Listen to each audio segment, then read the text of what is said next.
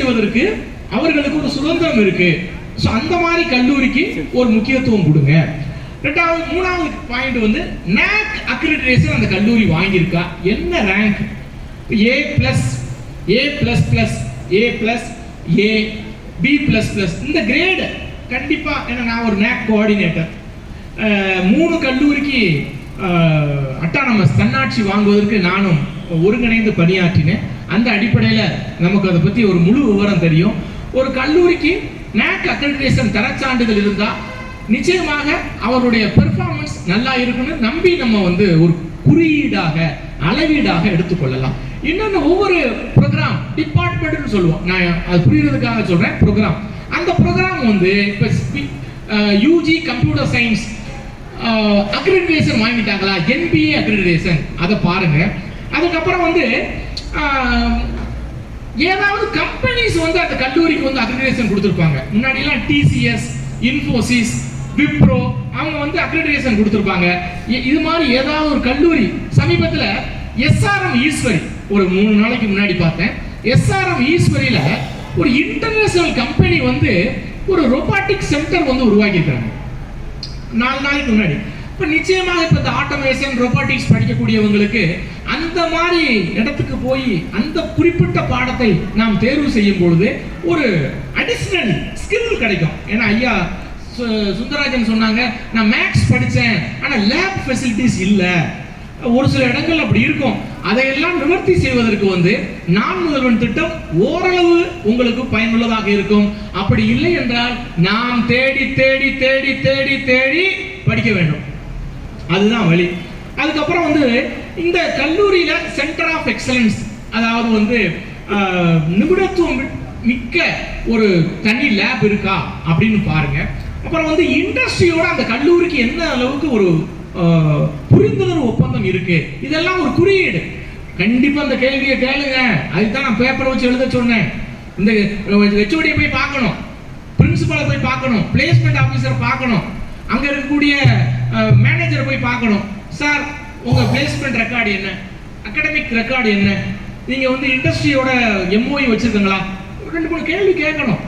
Sir நீங்க பாடத்திட்டத்தை தாண்டி extra content beyond syllabus, extra பாடம் நடத்துவதற்கு எந்த மாதிரியான வசதிகள் உங்கள்கிட்ட இருக்கு, இந்த கேள்வியை கேளுங்க.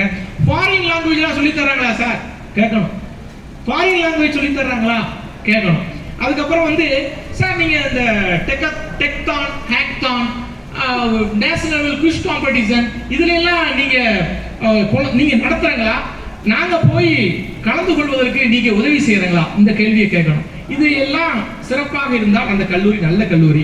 கோர் கம்பெனி பிளேஸ்மெண்ட் என்ன, அதுக்கப்புறம் வந்து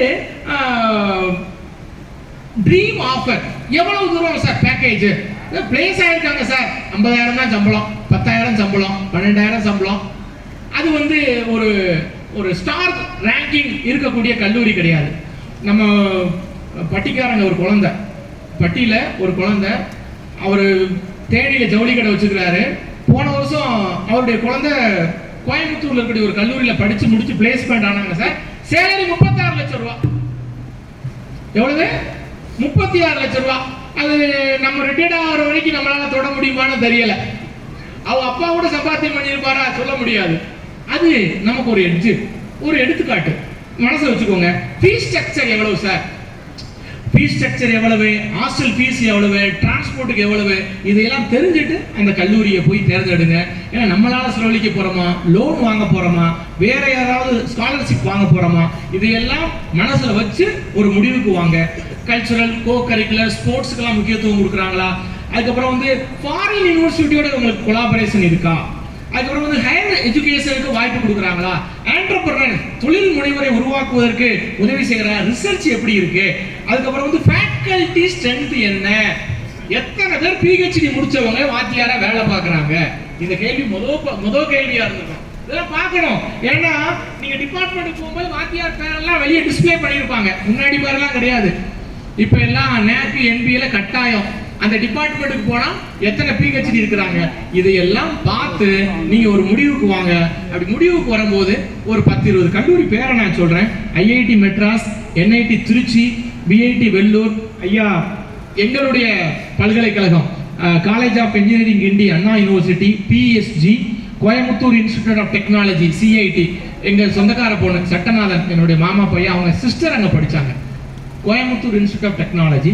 அதுக்கப்புறம் வந்து எஸ்எஸ்என் காஞ்சிபுரம், சிவசுப்பிரமணியம் நாடார், அந்த பல்கலைக்கழகம் அது மாறி இருக்கு. இப்போ government college of technology GCT Coimbatore, Thiagarajar கல்லூரி மதுரை, குமரகுரு கோயம்புத்தூர், ஸ்ரீ வெங்கடேஸ்வரா காலேஜ்.